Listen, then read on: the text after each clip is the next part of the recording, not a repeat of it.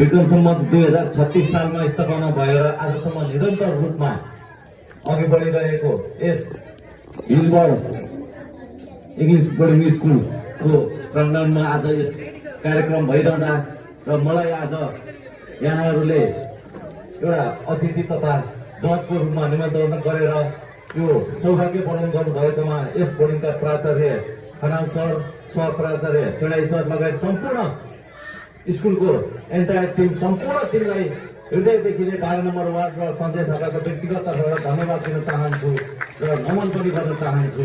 जय हिलबोर्ड। र यसै गरी आजको यस कार्यक्रमलाई यति सुन्दर, यति राम्रो, यति सभ्य, यति भव्य बनाइदिनु भएकोमा सहभागी भाइ बहिनीहरू एक भन्दा एक 20 र 21, 19 को फरक छ। यति राम्रो कि सरहरू पनि सरप्राइज गर्नुभएछ। अब हामी त झन् सरप्राइज नपर्ने कुरै भएन, जजहरूलाई पनि जज गर्न टाढै भएको थियो, तै पनि हामीले आफ्नो तर्फबाट दिन सक्ने राम्रो जज गरेका छौँ। त्यसलाई यहाँले स्वीकार दिनुहुनेछ भन्ने धारणा राख्दै म सँगसँगै जज गर्न बस्नुभएका 2 जना म्यामहरूलाई पनि समय दिएर र साथ दिनुभएकोमा उहाँहरूलाई म धेरै धेरै धन्यवाद भन्दै र आजको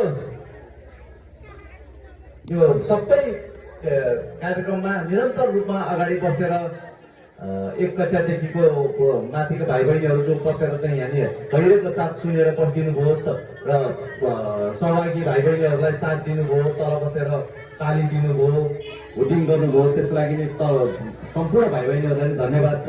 र आज सानो रुसी बहिनीलाई जन्मदिनको धेरै धेरै, रुसी नानीलाई जन्मदिनको धेरै धेरै शुभकामना यहाँबाट पुनः दिन चाहन्छु। र सबैभन्दा मन परेको सानो बच्चा, 1 क्लासको बच्चा त यस्तो छ भने 9 र 10 को बच्चा कस्तो होला यो हिलबोर्डको।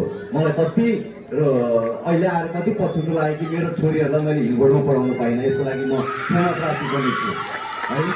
र चौधरी बहिनीलाई पनि धेरै राम्रो गर्नुभएको छ। 1 कक्षाको रुसी र 9 कक्षाको चौधरीले धेरै राम्रो गर्नुभएको छ।